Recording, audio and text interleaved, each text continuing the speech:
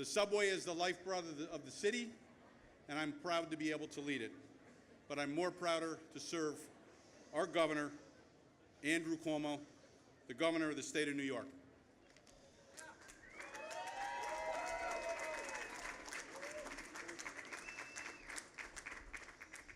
Well, thank you very much. Good evening to all of you. What a great night, huh? First to Tom Prendergast, nothing happens without leadership.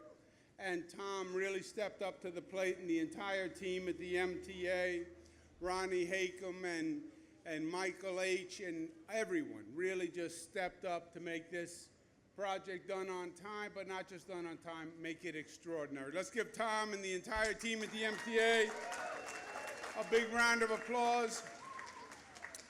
And all the people who worked on this before. We had Joe Loda, who was here, Mayor Dinkins, who was here, Mayor Bill de Blasio, who made a major commitment to the MTA, all the contractors who were here. I don't want to start to name them, but they really, really made a superhuman effort to get this done on time.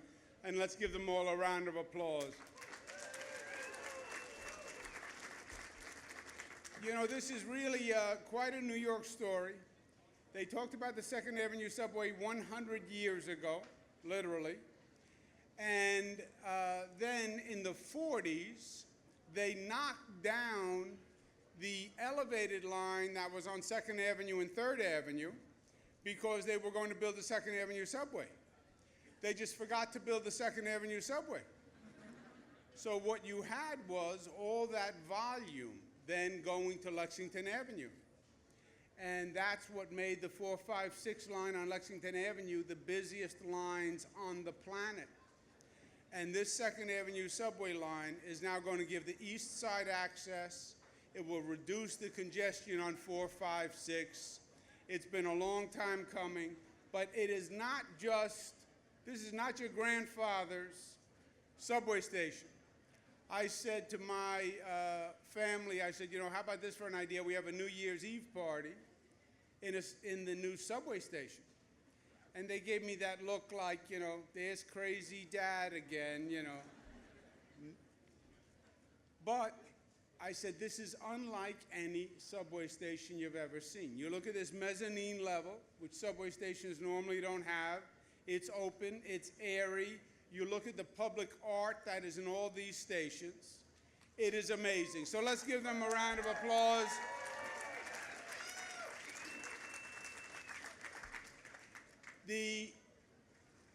We're reaching New Year's rapidly, and there are two words that you saw in these stations that I just want you to think of for this New Year's.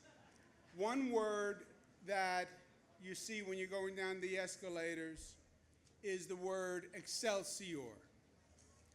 And some people said, well, nobody's going to know what that means. I said, good, let them look it up. Excelsior is the state motto.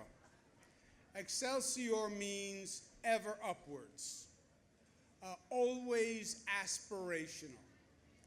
And it is a perfect word to describe not just the state's motto, but the spirit of the people of New Yorkers. We are always about aspiring to do more, aspiring to do better. That is the New York spirit. And it always was the New York spirit.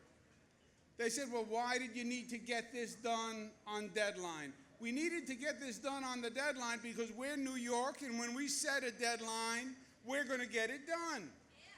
We needed to show people that government works and we can still do big things and great things and we can still get them done.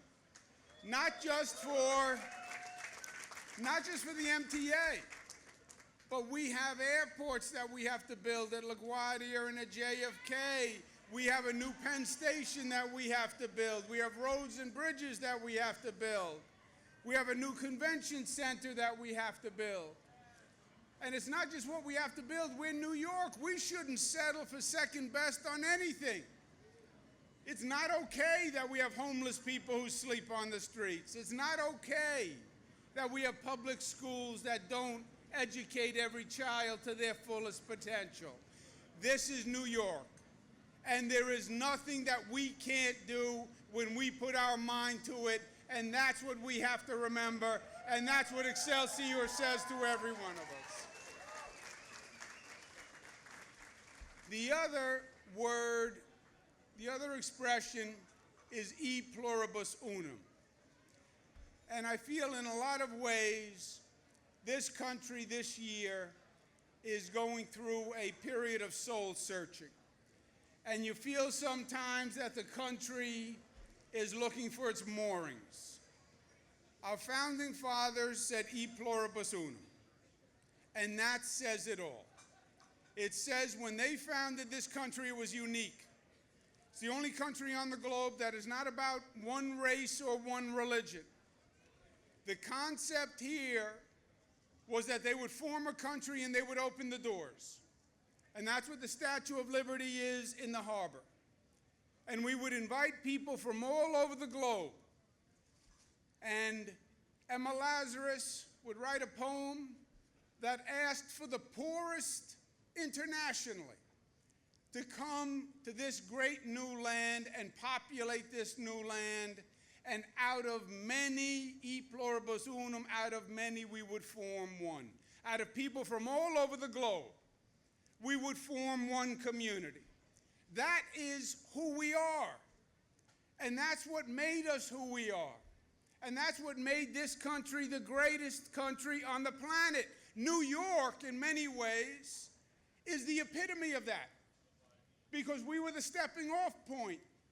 We were where the ships landed. So we have more diversity and more concentration than probably any state in the nation. And our point is we get it. And we understand that when people get angry, the instinct is to blame. And who do you blame? You blame the people who look different than you. You blame the newcomer. You blame the foreigner. But that's not America at its best. And that's not the vision of our founding fathers.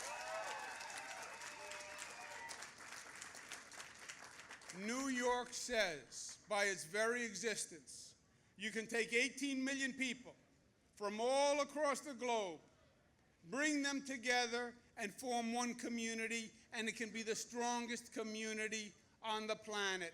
New York says you can take Christians and Muslims and Jews, and they can all live together. You can take black and white and brown, you can take gay and straight, and you can bring people together, and you can find the unity, and you can find the commonality.